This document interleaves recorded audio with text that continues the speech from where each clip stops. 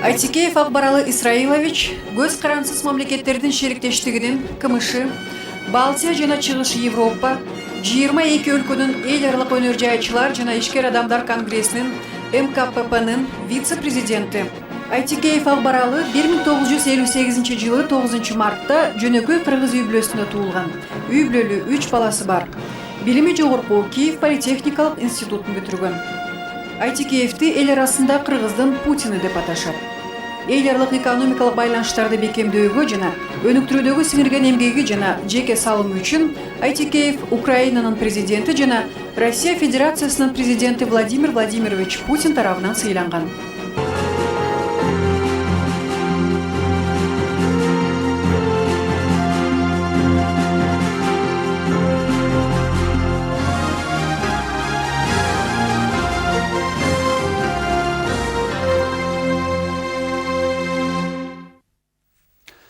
Саламатсыздарбы. Республика аймагындагы күндөлүк маанилүү окуялар менен эфирде Алатоо маалымат программасы.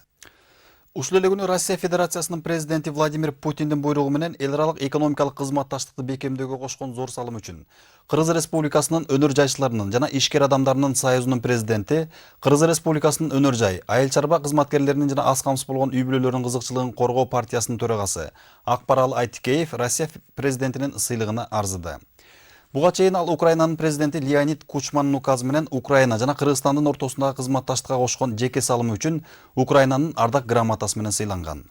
Россиянын жана Украинанын мына ушундай сыйлыктарынын ээси бир нече жогорку билимге ээ жана ал Америка Кошмо Штаттарынын Кливленд шаарындагы эл аралык ресурстар институтун аяктаган. Эл аралык инженердик академиянын мүчө корреспонденти, техника илимдеринин кандидаты, Кыргызстан Ленин комсомол сыйлыгынын лауреаты Акбаралы Айтикеев мурдагы СССРдин өнөр жайга киргизилген 4 автордук көйлөгүнүн ээси.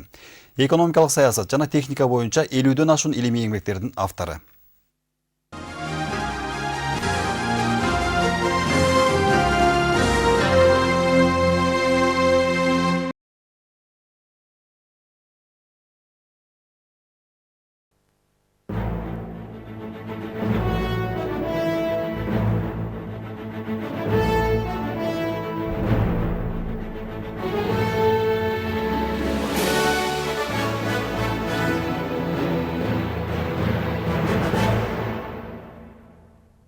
Урматтуу телекөрүүчүлөр, Кыргыз улуттук телерадио корпорациясынын түз эфиринде Кыргыз Республикасынын президенттигине талапкерлердин түз эфирдеги теледебаттарын баштайбыз. Сиздер менен мен Олжобай Токтосунов. Я Динара Суймалиева. Добрый вечер. Урматтуу телекөрүүчүлөр, бүгүнкү түз эфирдеги теледебаттардан сиздер Акбаралы Айтикеев менен Курманбек Бакиевдин түз эфирдеги теледебаттарына күбө болмокчусуздар. Вопросы и реплики второго кандидата также идут в зачет его общего времени. Пожалуйста, Курманбек Бакиев. Сюда? Да, пожалуйста. Келиңиз. Сизге суроо берип жатып, мен сиздин ордуңуздан Акаевдин сөйлөкөтүн байкап атам.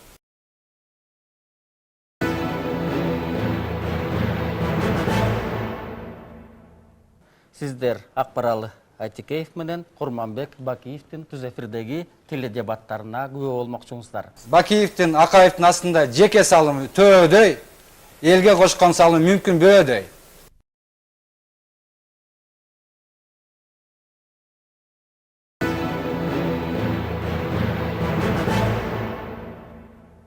Сиздер Акбаралы Айтикеев менен Курманбек Бакиевдин түз эфирдеги теледебаттарына күбө болмокчусуздар. Эми айтып коеюн. Эгерде Акаев самолет менен учуп келсе, бийликке келгенде, ал самолет менен учуп кетти. Эми Курманбек Салиевич кандай болуп келгенин билесиңер? Эгерде ал кандай мамиле кылса, ошондой болуп кетиши мүмкүн. Ошон үчүн тынччылык керек десек, аманчылык керек десек, экономика өссүн десек, жаңы адамды шайлашыбыз керек. Ногундай аппак таптаза болуш керек ал адам.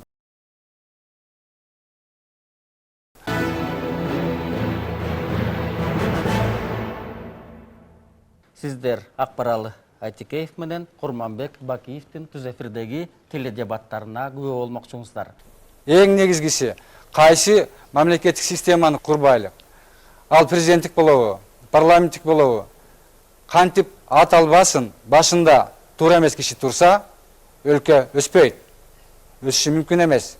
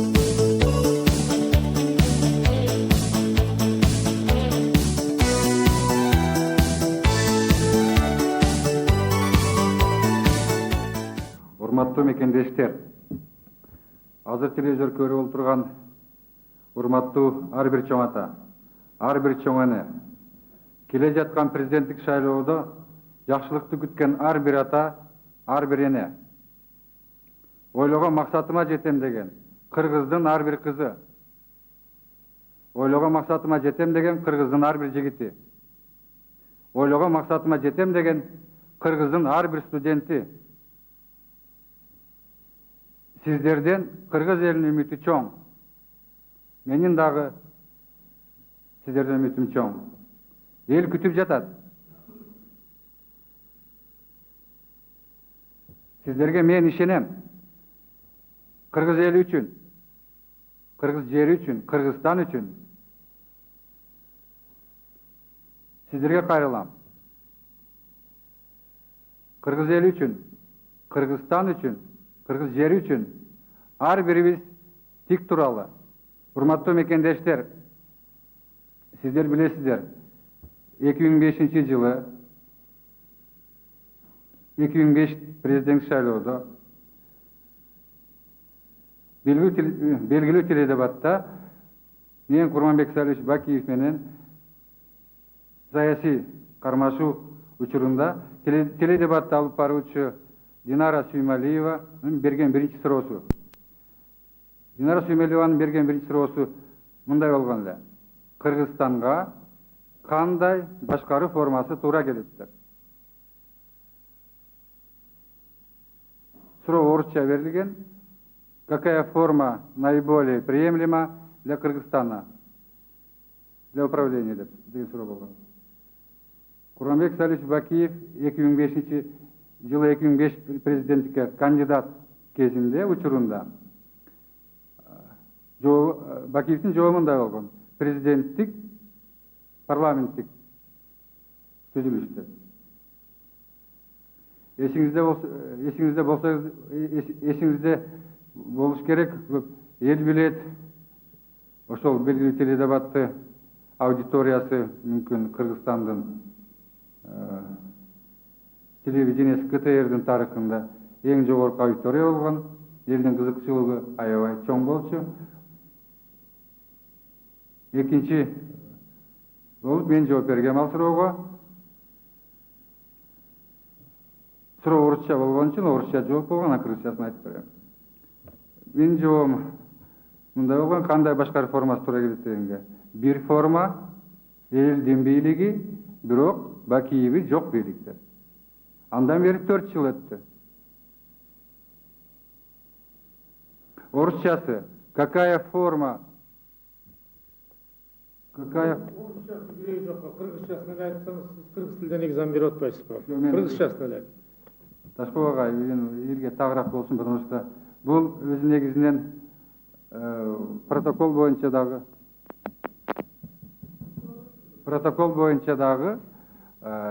стенограмма боюнча так айтылыш керек. Эмне үчүн дегенде кыргыз тилинен орусчага которгондо, орусчадан кыргызчага которгондо кээде айырмасы пайда болуп калса, орусчасы какая форма наиболее приемлема для Кыргызстана? Ответ был одна форма народная и без Бакиева. Андан бери 4 жыл өттү. Эскерткен элем, дагы бир жолу эскертип коеюн. Бүгүн 23 май, туура 2 айдан кийин кайрадан кыргыз элинин тагдыры чечилет. Кайрадан кыргыз элинин жаңы президент шайланат. Урматтуу мекендештер, сиздер, ар бириңиздер биздин мамлекетибиздеги газеталар, телевидениенин таратылган информацияга толук кандуу ишенбей койсоңуздар эле болот. Эмне үчүн дегенде, акыркы 2,5 жылдан бери анализ кылган биздин специалисттердин анализи боюнча бизде коомдук турмуш толук кандуу чагылдырбайт экен. 2009 жыл 23-жылдагы президенттик шайлоодо урматтуу мекендештер, урматтуу ар бир чоң ата, урматтуу ар бир чоң эне, урматтуу ар бир ата, урматтуу ар бир эне, урматтуу кыргыз элинин ар бир жигити, урматтуу кыргыз элинин ар бир кызы, урматтуу кыргыз элинин ар бир студенти. Сиздер жүрөгүңүздөр менен кеңешип, Кудай жүрөгүңүздөргө салат, Кудай айткан жүрөгүн сезген адамга добуш бергиле. Кыргыздын тагдырын сактап калуу үчүн, кыргыздын тагдырын коргоп калуу үчүн ар бир үйлөдө штаб болушу керек. Штаб түзүү деген эмне? Ар бир үйлөдө ак барактай таза саясий багытты тандадык деген чечимди, ойду бири-бириңиздер менен ой жүгүртүп, ой алмаштаңар, штабтын түзүлгени ошол. Кара тактарга булганган кагаздай болгон саясий багытты ыргытып салабыз.